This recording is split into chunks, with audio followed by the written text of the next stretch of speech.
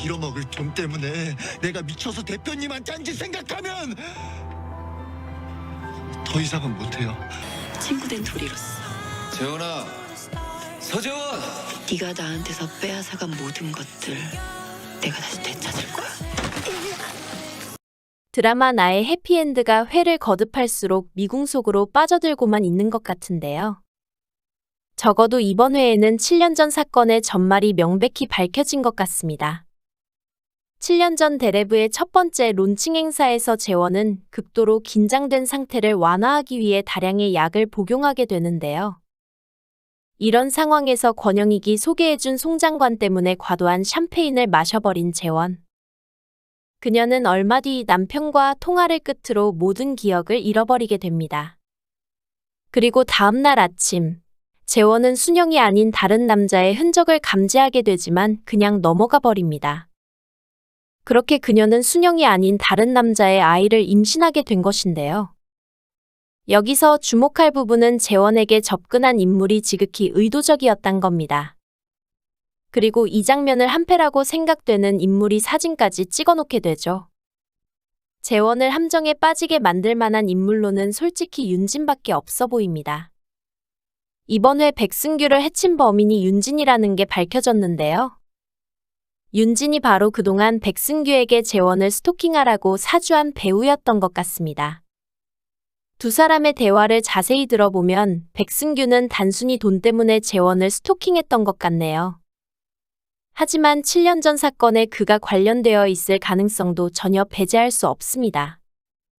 윤진은 오래전부터 재원을 짝사랑하던 백승규를 그날 밤 호텔방에 들어가게 만들었을 수도 있겠죠. 그리고 자신은 두 사람이 호텔방으로 들어가는 장면을 사진으로 남겨 뭔가를 꾸미려 한 것 같습니다. 아직 윤진이 7년 전 사건의 설계자라는 결정적 증거는 드러나지 않았는데요. 아무리 그녀라고 해도 하룻밤 실수로 재원이 임신했을 거라고는 예측하기 불가능했겠죠. 애초에 범인의 목적은 재원이 불륜을 저지르는 상황 그 자체였을 겁니다. 그런데 재원이 덜컥 임신까지 해버린 것이죠.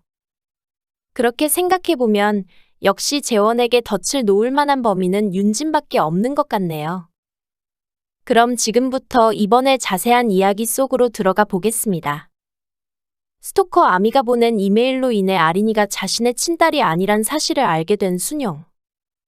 아미는 순영이 아무런 반응을 보이지 않자 이번에는 재원과 한 남자가 호텔방에 들어가는 모습이 찍힌 사진을 보내옵니다. 그런데 이런 사진이 존재한다는 것 자체가 재원이 함정에 빠졌다는 반증이 아닌가 하네요. 아무튼 순영은 자신과 아린의 친자검사 결과를 통해 자신이 아린의 친부가 아님을 알게 됩니다. 배신감에 휩싸인 순영은 일부러 재원의 절친 윤진과 불륜을 저지르며 복수를 준비했던 것 같네요. 나의 해피엔드란 제목의 의미는 재원은 물론 순영에게도 동시에 해당되는 의미였던 것 같습니다. 재원은 비로소 순영이 자신에게 표출했던 끝모를 분노의 정체를 깨닫게 되는데요. 이런 상황에서도 그녀는 아이를 포기할 수 없다는 강한 의지를 보여줍니다. 한편 아미로 예상되는 인물로 두 개의 휴대폰을 가지고 있는 윤진이 가장 유력해 보이는데요. 일단 다른 하나의 휴대폰은 치영의 명의 휴대폰인 듯하고 이를 백승규와 연락하는 데 쓴 것 같습니다. 하지만 이걸로 재원에게 스토킹 메시지를 보냈다는 명백한 정황은 아직 나오지 않았습니다. 참고로 아미라는 단어는 프랑스어에서 명확한 의미를 찾아볼 수 있었는데요. 프랑스에서는 아미가 친구라는 뜻으로 쓰인다고 합니다. 물론 아무런 근거도 없는 추측이지만 스토커가 그녀에게 진실을 알려주고 있는 걸 보아서는 스토커가 아닌 진짜 친구처럼 보이기도 하네요. 하지만 아미의 뜻이 친구라고 해서 달라지는 건 아무것도 없습니다. 그녀의 곁에는 딱히 친구라고 부를 만한 사람이 없기 때문이죠. 그런데 이번에 그녀의 이중성이 갑자기 발현되었습니다. 어쩌면 그녀 안에 또 다른 인격이 존재하고 있는지도 모르겠네요. 도박 중독자였던 엄마의 본성을 이어받은 악녀 재원이 말이죠. 다중인격자들은 자신 안에 내재되어 있는 인격들의 존재에 대해 알고 있다고도 합니다. 재원은 아직 눈치채지 못했지만 그녀 안에 내재된 친구가 재원에게 진실을 알려주고 있는지도 모르겠네요.